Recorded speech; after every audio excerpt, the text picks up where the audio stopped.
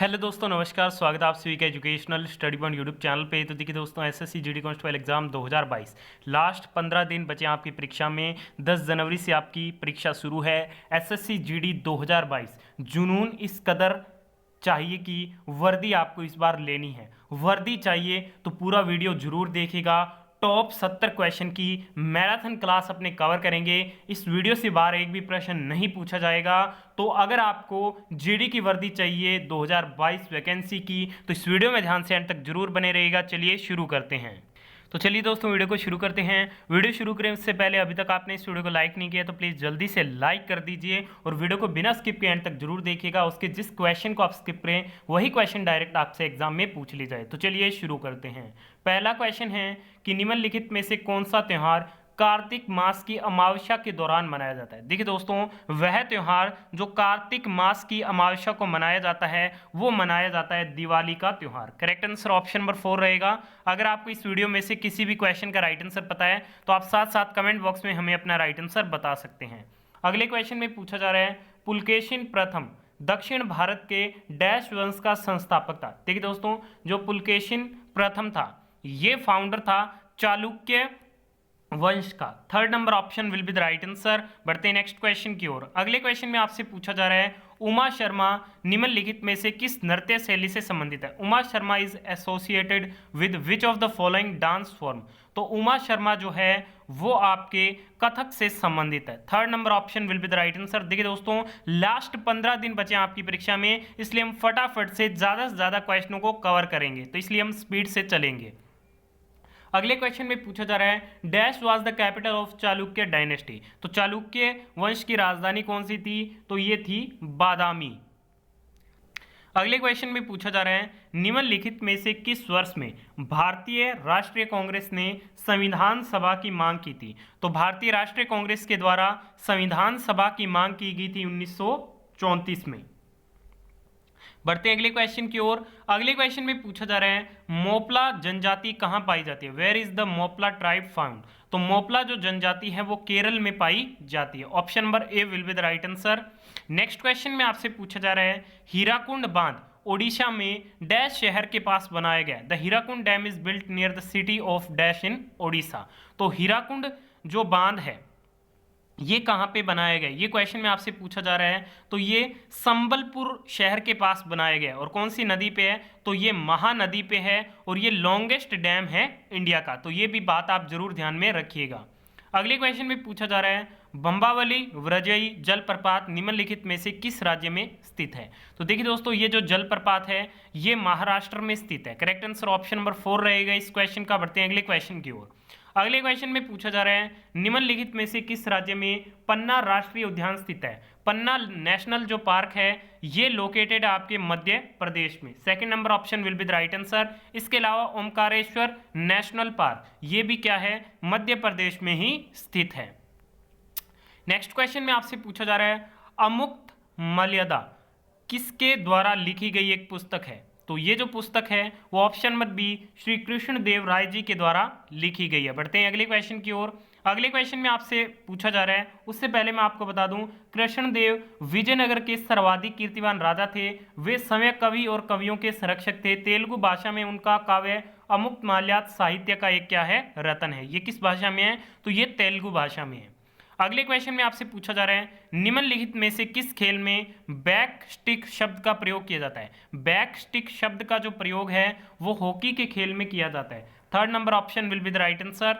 अगले क्वेश्चन में आपसे पूछा जा रहा है, निम्नलिखित में से किस खेल के साथ आप टीम केरल ब्लास्टर्स को संबंध करेंगे। देखिए दोस्तों, जो केरल ब्लास्टर्स है ये फुटबॉल के खेल से संबंधित है। ठीक है, राइट आंसर ऑप्शन नंबर 1 रहेगा।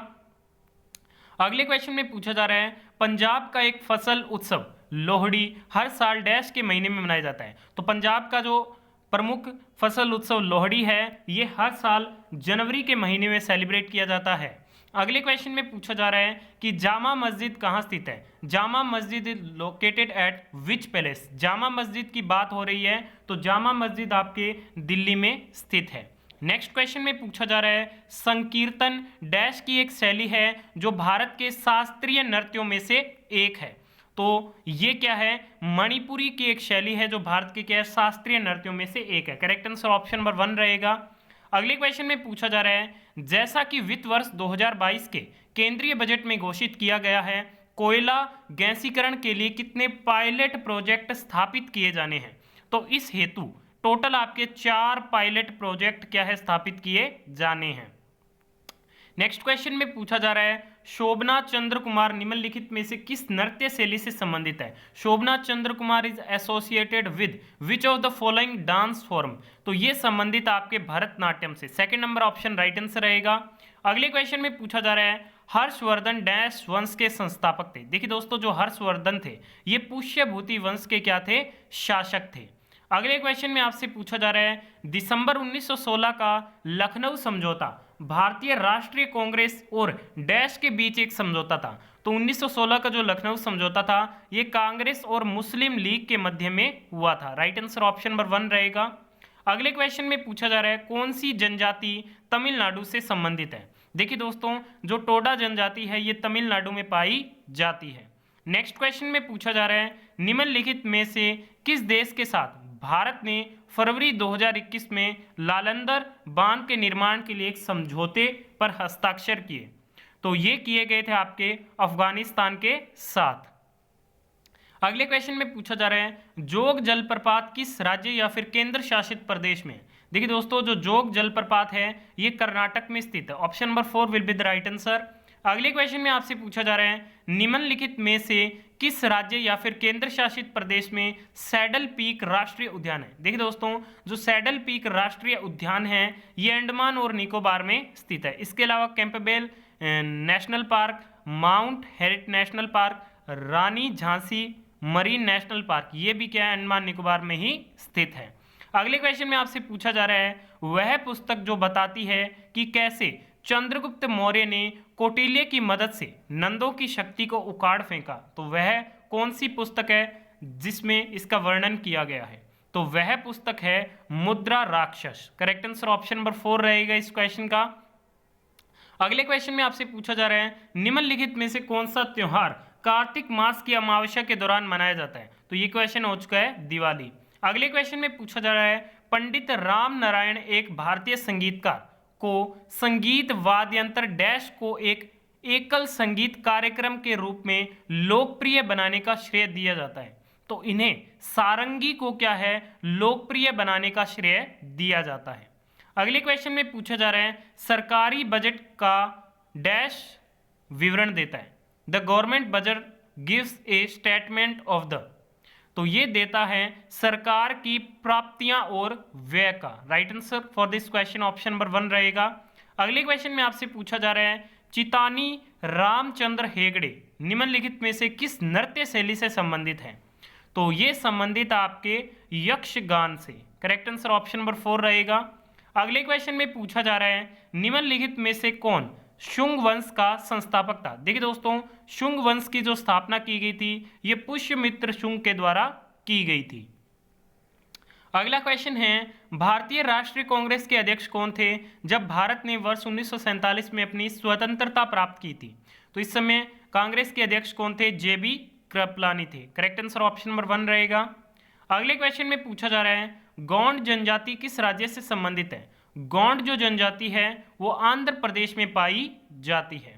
नेक्स्ट क्वेश्चन आपके सामने, जैकवाड़ी बांध किस नदी पर और किस राज्य में स्थित है? देखिए दोस्तों, जो जैकवाड़ी बांध है ये गोदावरी नदी पे स्थित है और कहाँ पे है? महाराष्ट्र में है। राइट आंसर ऑप्शन नंबर 1 रहेगा। अगले क्वेश्चन में पूछा जा रहा है, दूध सागर जलप्रपात किस राज्य में? दूध सागर जलप्रपात गोवा में स्थित है। अगले क्वेश्चन में पूछा जा रहा है, निम्नलिखित में से किस राज्य में जिम कॉर्बेट राष्ट्रीय उद्यान है? जिम कॉर्बेट जो नेशनल पार्क है ये स्थित आपके उत्तराखंड में, ठीक है। इसके अलावा गंगोत्री नेशनल पार्क ये भी कहाँ पे है? उत्तराखंड में ही स्थित है। नेक्स्ट क्वेश्चन में आपसे पूछा जा रहा है, प्रश्नोत्तर रतन मलिका हिंदू धर्म में जीवन के शाश्वत मूल्यों पर एक ग्रंथ किसके द्वारा लिखा गया है? तो ये लिखा गया है अमोघ वर्ष के द्वारा। अमोघ वर्ष वो रूलेड द राष्ट्रकूट एम्पायर, ठीक है। तो ये बात भी आपको ध्यान में रखनी है। 814 एडी से 814 एडी से 878 एडी तक अगले क्वेश्चन में पूछा जा रहा है पिवोटिंग निम्नलिखित में से किस खेल से संबंधित है। देखिए दोस्तों, पिवोटिंग जो है वो आपके बास्केटबॉल से संबंधित है। करेक्ट आंसर ऑप्शन नंबर 4 रहेगा। नेक्स्ट क्वेश्चन में आपसे पूछा जा रहा है छठ पूजा भारत का प्रसिद्ध पारंपरिक त्योहार निम्नलिखित में से किस भगवान को समर्पित है। देखिए दोस्तों, जो छठ पूजा होती है उसमें भगवान सूर्य की पूजा की जाती है। अगले क्वेश्चन में आपसे पूछा जा रहा है राष्ट्रीय तानसेन सम्मान किस वर्ष स्थापित किया गया था। तो नेशनल तानसेन सम्मान ये स्थापित किया गया था 1980 में। अगले क्वेश्चन में पूछा जा रहा है निर्मला मेहता में से किस नृत्य विद्या से संबंधित है। तो निर्मला जो मेहता है वो आपके मणिपुरी से संबंधित है। करेक्ट आंसर ऑप्शन नंबर 2 रहेगा। अगले क्वेश्चन में पूछा जा रहा है नागा और मोह जनजातियां कहां पाई जाती है। वेयर आर नागा एंड मोह ट्राइब्स फाउंड। तो ये फाउंड की जाती है आपके नागालैंड राज्य में। अगले क्वेश्चन में पूछा जा रहा है जनवरी 2021 तक किस भारतीय राज्य में सबसे अधिक बड़े बांध है। तो ये स्थित आपके भारत के महाराष्ट्र राज्य में।